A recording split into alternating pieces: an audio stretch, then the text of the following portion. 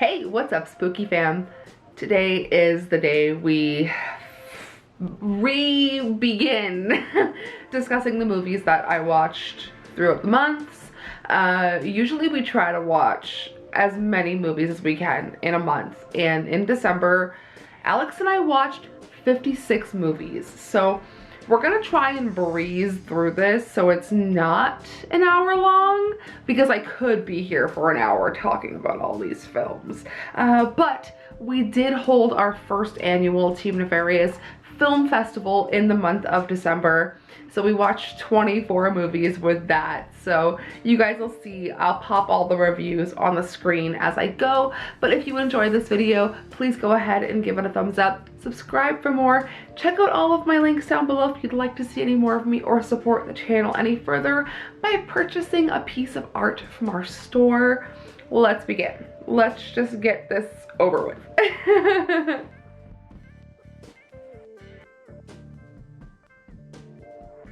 Okay, this one needs no description whatsoever. On the 3rd, we watched bad CGI Gator.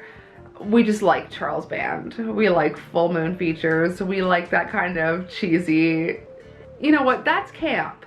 Something that I did not think was camp was May December, which we also watched on the 3rd. I feel like the only good things that have come out of this film are the fact that I've been walking around every day going Gracie every time I see Julianne Moore, and the fact that we call Todd Haynes Todd Cranes. If you guys watched the Kardashians, you get the joke.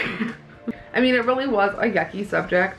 We did a Todd Cranes double feature. We watched May December and then immediately watched Dark Waters, which I enjoyed so much more. That was a really solid film. On the 4th, we watched Mr. Organ, finally.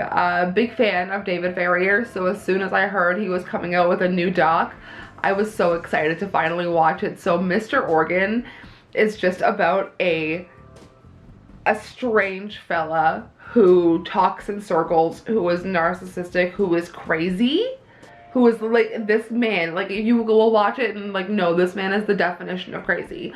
Like, you need to watch this film, this doc. It's upsetting, it's frustrating, and it was a pretty good doc to sit through. So Mr. Organ, I'd recommend. All right, on the 8th, we watched The Holdovers. I won't gush too much about this film. I just loved it a lot. I loved it. I laughed. I cried. I was glued to the screen the whole time. It was just a really fun movie to watch before Christmas. On the 8th, also, we watched I Trapped the Devil. Not realizing we had already watched that movie, was bored. We were so bored the first time we watched it that we didn't remember it, and then we watched it again and felt the exact same way. And after we finished it, we were like, did we watch this film before? Neither of us logged it. I mean, the vibes were there. It was just boring. On the 9th, we watched Leave the World Behind, which in hindsight, sitting with it, Alex kind of did a little bit of a deep dive on the lore behind everything that happened. In learning more a little bit about it, I like it a lot more. I feel like sitting with it, I gave it a 3.5. I feel like in sitting with it, I would give it a 4. We really like Sam Esmail's directing style, the vibes he brings. Mr. Robot. My cookies are done. Anyways, if you guys have not seen Homecoming, that's something I highly recommend. But in kind of like seeing all the other things he's done, I really like sitting with that. I enjoyed this film. So that was Leave the World Behind. We immediately went and watched The Revenant after that because I had never seen it. Damn, that was a good film. It was really good. But we were just kind of prepping doing a little bit of Leo prep, if you will, because on the 10th we watched Killers of the Flower Moon, which was, I believe, one of my only 5-star films. There might have been another 5-star. We'll get there if I remember correctly.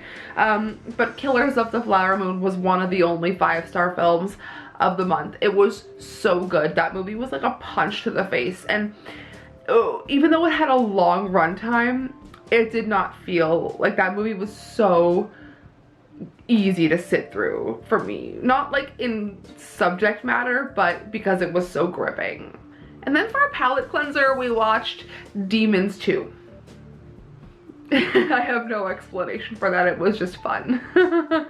I feel like with some of these movies, you can tell which ones Alex picked and which ones I picked, because I tend to go for like a cheesier B movie. If we're just like hanging around watching something, I like an 80s film, I like stuff like that, and I feel like Alex has a more of a, like, he wants a good story, and I'm not always here for a good story. On the 11th, we watched a doc called Great Photo, Lovely Life, and I kind of saw a little snippet of this on TikTok and immediately was like, we gotta watch this. And this was about as hard to watch as Abducted in Plain Sight, so I will leave you with that. And then on the 13th, the last thing that we watched before our film fest began was the Taylor Swift Eras Tour. I don't want to talk about it. I cried a lot. It was beautiful. Alright, then the film fest began on the 15th, and this lasted for 4 days, so we've got a lot of films to talk about. On the 15th, we watched Willow Creek to begin with, and I mean, for a Bigfoot film, you really can't, like, there's not really any fantastic ones. I mean, Summoning the Spirit have not seen yet. I did a trailer reaction to that, but Willow Creek, gosh, it was not good. It was not up. It was like I said in my review, I did no favors watching this at noon in broad daylight. And then watched Tragedy Girls. I put this one on the list because of Tyler McIntyre. He is a director that I feel like is up and coming. Wanted to dive more into his work. This one I feel like glorified true crime a little bit too much, if you know what I mean. Like in my review here, I said it's for the TikTok true crime girlies, and I stand by that. And then we were going to watch a French film called The Fits, but instead, we wanted something a little more disturbing. So we quickly swapped that film out for Tetsuo the Iron Man, and I was not disappointed. The fourth film we watched that day was a documentary called The Unbinding. It's more of like The Unbinding is about an unbinding ritual, obviously, the title, but it is definitely in the vein of like Kindred Spirits, Ghost Adventures. It's kind of like hammed up for the doc. It was very mid for me. And then we watched Minor Premise. This was an Alex pick. This one fell short for me. Sci-fi is hit and miss. I feel like there's a lot of really strong, good sci-fi, but this one had a minor premise, that I feel like that was minor, alright. But then this was obviously a me pick because Happiness is one of my favorite movies, and Todd Solondz, I think that's how you pronounce his last name, did Welcome to the Dollhouse, and I loved this film. There is a scene, I'm just gonna like insert it, where she goes, and we've been doing it to our cats every day because it's funny to us. And then we closed out the night with 976 Evil. That was a really fun film. That was a good late night film.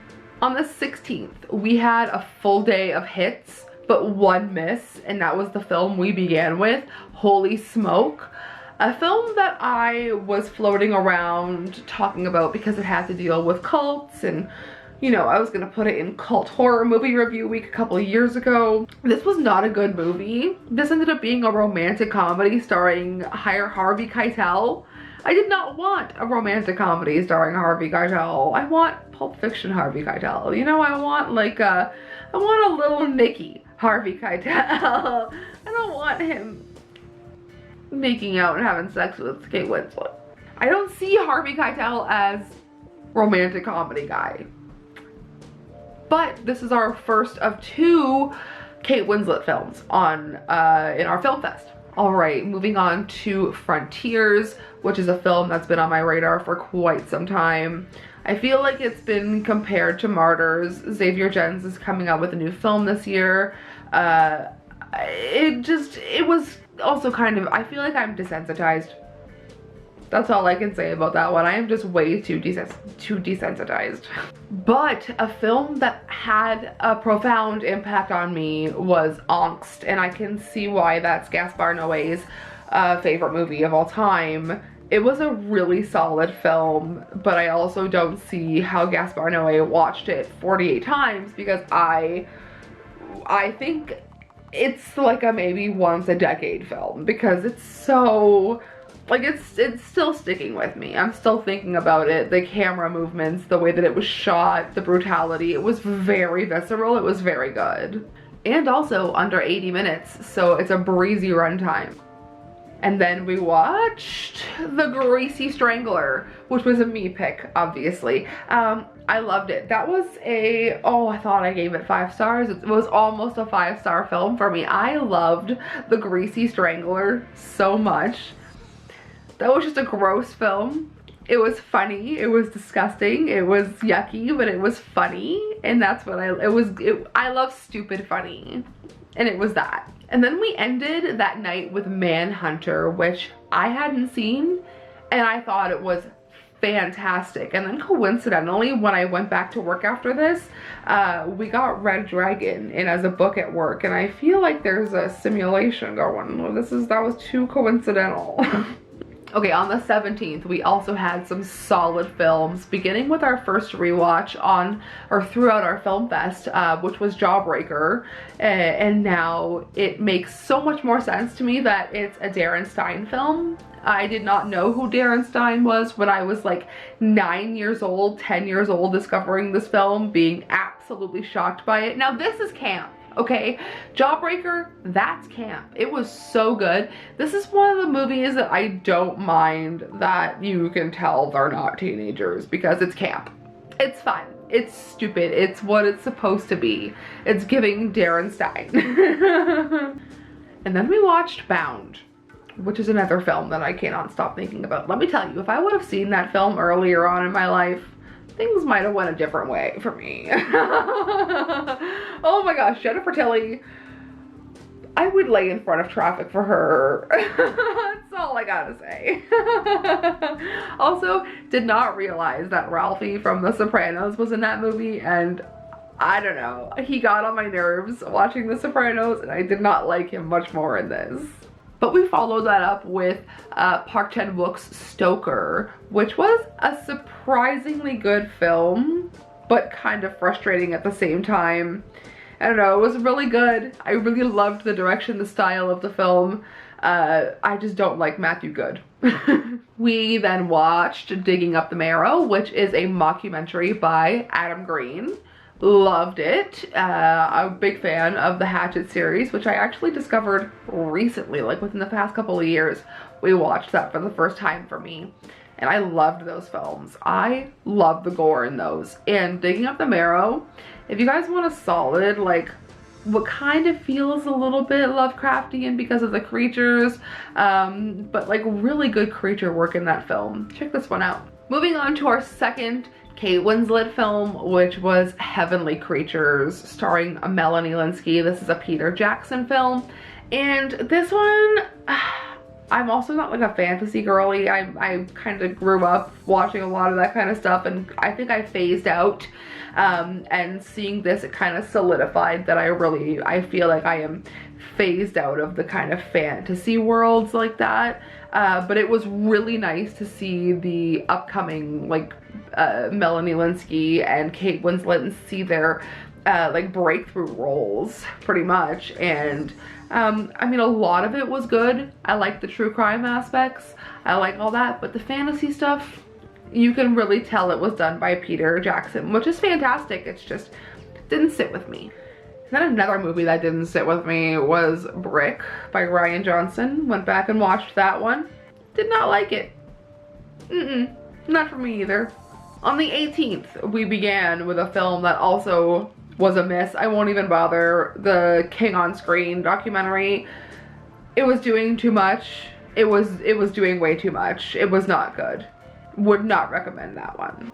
And then we watched Inside, not to be confused with Inside or Inside, but this was Inside from 2023, starring Willem Dafoe, where he is an art thief who becomes like stuck in a place where he is essentially, he's stuck within all the art he's stealing or trying to steal. And in theory, it's a great movie, and I feel like it would have been fantastic under 80 minutes.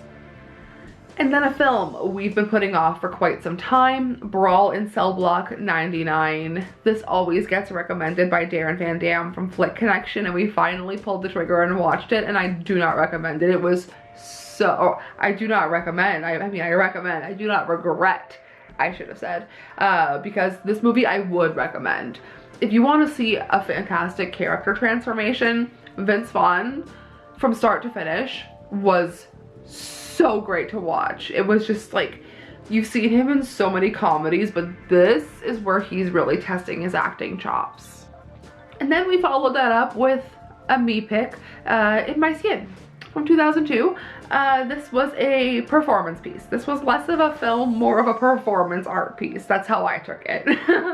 And then we watched You Won't Be Alone, and I feel like I'm missing something because I didn't enjoy it as much as everybody else did. I feel like I don't, am I missing something? I don't know. I don't know. Maybe that's one of those films like I mentioned with The Empty Man or Malignant. Like maybe in a little while, I'll look back on it and want to watch it again, and maybe I missed something. But for now, wasn't for me. But then we watched All Jacked Up and Full of Worms finally, which I have talked about on this channel, but it hadn't come out, and it's finally on Tubi, so go watch that one, because if you guys like low budget body horror with some really gross moments but really great practical effects, like you can tell my taste in movies with that one. We then took a few days off from watching films to catch up on like TV shows and YouTube videos after 4 days straight of movies. We came back strong with Thanksgiving, which ended up on my honorable mentions because I enjoyed it so much.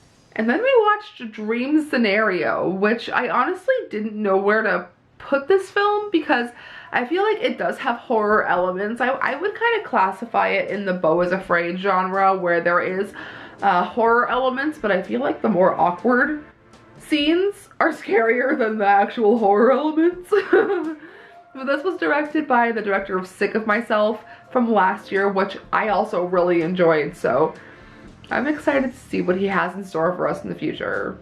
Alright, in my top films of 2023, I mentioned Carter Smith and The Ruins, and on the 23rd we went back and watched The Ruins because I really wanted to rewatch it after seeing what he put out last year and to kind of see his roots, pun intended. And then also on the 23rd we watched Saltburn, which I feel like is getting too much hype, guys. It was okay, but once again, I'm too desensitized. I feel like I have seen worse things, which you will see later on in the month. I don't know. I feel like there was great performances. It just was a story that has been told before, and it felt like Emerald Fennell just put the shocking moments in there to keep you watching, or for people who aren't like us, who don't seek out the gross dark films that are out there. On the 24th, on Christmas Eve, we watched The Sacrifice Game, which was a really fun Christmas horror movie, which kind of gave me holdover vibes, but honestly, the performances in this one, that's what got me. There is a performance by a young actress who plays a character named Clara in this movie, and she was so scary. Something about child actors. On Christmas Day, we watched Pineapple Express with my parents. Merry Christmas. And then we came home and watched the documentary Kubrick by Kubrick, which was a pretty extensive look on all the films that he made, even ones that I've never heard of. So that was a really nice documentary to watch, but I was also really sick and kind of zonked out halfway through, I'll be honest. On the 26th, we watched Past Lives finally, and It's been 3 to 5 business days and I still need time. On the 27th, we watched Sakario, the first one, and I thought it was so good. I wasn't expecting so many stars to be in that film. Denis Villeneuve, with his big open wide shots of like making people feel small in this big open these places. It hits so good. It's really good. I really enjoyed Sakario. But then we followed that up with Molok from last year. Another one I did not vibe with at all. I'm sorry if you guys enjoyed that one. I didn't. And then another one I didn't vibe with. I'm gonna be honest with you guys. Oppenheimer. Didn't like it. Didn't like it one bit.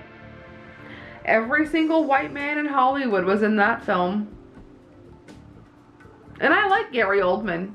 He somehow became my favorite or my most watched actor of the year according to Letterboxd, but you know what? It's just, I'm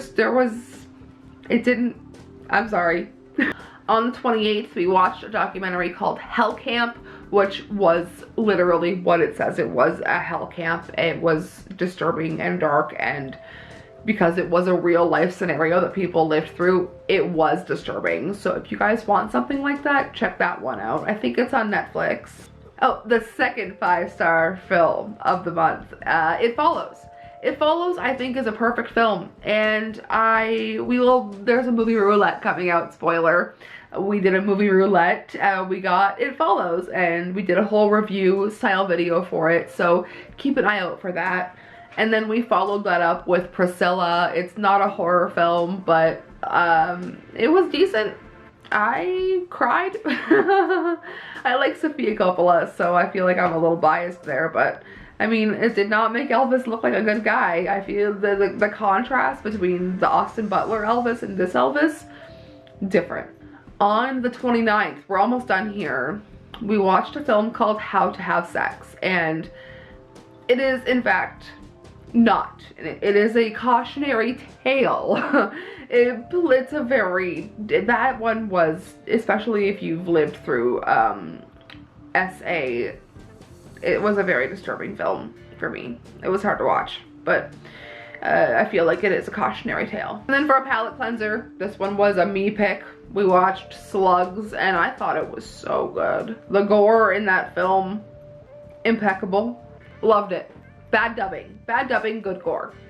And then Alex chose a movie called Concrete Utopia, and it was pretty solid. This is a kind of like apartment style, like I did a whole like apartment horrors video.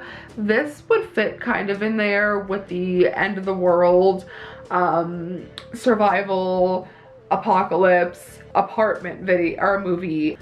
Starring Lee Byung-hun, who you guys would know from I Saw the Devil. He was really good in this film. And then on New Year's Eve, we watched a quick little thing called Time Bomb Y2K.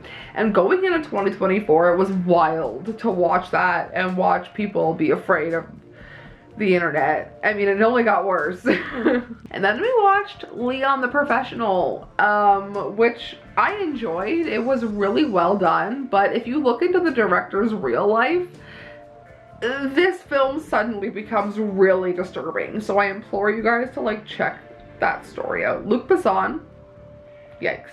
But then followed that up with, let me show you guys something. I have shown this before. This is what I like to call my secret movie book. There are reasons why it's called that, but this has, when I first started diving into more disturbing movies, disturbing cinema and stuff like that, this has lists of movies that I wanted to watch from back then, and the first movie that I wrote down on this list is Subconscious Cruelty, and that was from April 21st, 2016, and we finally watched it on December 31st, 2023. But I don't know why it took so long to watch it. I mean, it definitely, like, if you guys think that Saltburn had disturbing moments, don't watch this one. There's a scene involving our Lord and Savior, JC. Not my Lord and Savior JC, but you know what I mean. I don't know. It was bad. it was gory. And then I didn't even log it because I don't want people to know that I watched this film, but I'm gonna let you guys know because we're close personal friends. We tried to watch Lucifer Valentine's Slaughtered Vomit Dolls, which is part of the Vomit Gore trilogy, and he's not a good guy, and it was not a good film, so we did not finish that, I'm gonna be honest with you, but Happy New Year to us, I guess. That was also in my secret movie book on the same day as Subconscious Cruelty, and I think it's funny that we watched those two on the same day, and then like days later I found this book again, and I was like, oh my god. So, I talked your ear off for way too long here. That is everything that we watched in the month of December. It's already the 9th, right? Is today? No. It's already the 7th of January, and we've watched 9 movies. So, I don't know if we're gonna get to in the 50s, but I'm gonna say we're gonna at least watch 35 movies this month. That's my goal. So if you'd like to follow me on Letterboxd, I will leave that link down below, as well as everything else. Thank you for listening to me ramble for an eternity, and I will see you guys for an episode of Movie Roulette. Sayonara, spooky fam.